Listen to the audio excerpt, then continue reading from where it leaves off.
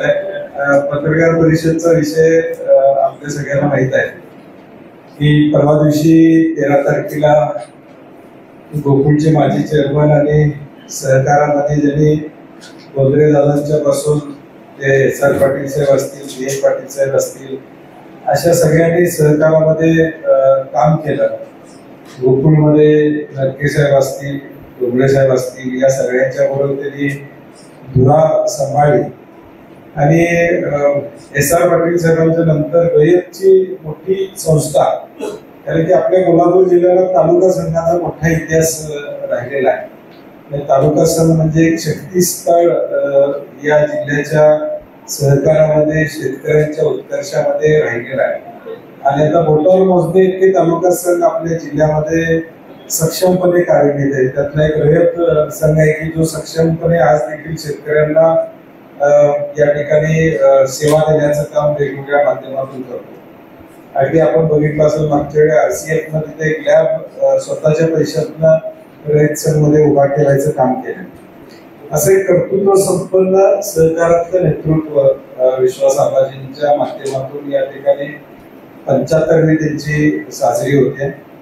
सहकाराची पंढरी म्हणून आपण पश्चिम महाराष्ट्र किंवा कोल्हापूरची ओळख आहे आणि सहकार वाढला पाहिजे, रुजला पाहिजे. सहकारात काम करणाऱ्या कार्यकर्त्यांचा आदर्श हा नव्या पिढीपुढे असला पाहिजे या उद्देशाने आम्ही 13 तारखेला कार्यक्रम ठेवला. सन्माननीय सुशील कुमार शिंदे साहेब येणार आहेत. श्रीमान छत्रपती शाहू महाराजजी त्या ठिकाणी आहेत. हसन मुश्रीफ साहेब कार्यक्रमाला असणार आहेत. पालकमंत्री प्रकाश आंबेडकर कार्यक्रमाला येणार आहेत.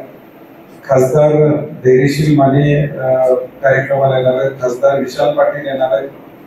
संजय मंडेकरांना निमंत्रण त्या ठिकाणी दिले आणि जिल्ह्यातले विनय कोरे साहेब असतील, प्रकाश अण्णा आवाडे असतील, परत चंद्रदीप नरके आहेत, परत अशोक माने आहेत, राहुल पाटील आहेत, के.पी. पाटील साहेब आहेत, संजय बाबा आहेत, संपत बापू आहेत, धर्मवान नायक, अशी सगळी सहकारात जे आबाजींच्या बरोबर गेले 30-40 वर्ष ज्या मंडळींचा सहवास त्यांना लाभलेला आहे, अशा सगळ्या मंडळींना आपण बोलवलेलं आहे. वाढदिवसाची पत्रकार परिषद पूर्वी झालीच होती. कार्यक्रमाची रूपरेषा आपण सांगितली होती. काही स्पर्धा आपण घेतल्या होत्या, दूध उत्पादकांच्या, म्हशीच्या स्पर्धा, गाईच्या स्पर्धा, त्याचाही बक्षीस वितरण कार्यक्रम या ठिकाणी होणार आहे.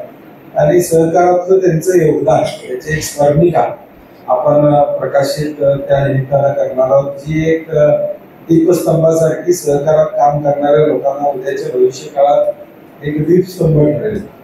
असा एक भरगच कार्यक्रम परवा दिवशी संध्याकाळी 5 वाजता आबाजींच्या गावी ठेवलेला आहे. त्याची माहिती तुमच्या माध्यमातून कोल्हापुरातल्या आणि महाराष्ट्रातल्या लोकांच्यापर्यंत जावी आणि तुम्ही त्या कार्यक्रमाला यावं यासाठी पत्रकार परिषद. आ आ आई येस ब ब बदक क क कणीदार ख ख खमंग ग ग गोकुळ अगदी घरच्यासारखं कणीदार खमंग म्हणजेच गोकुळ तूप.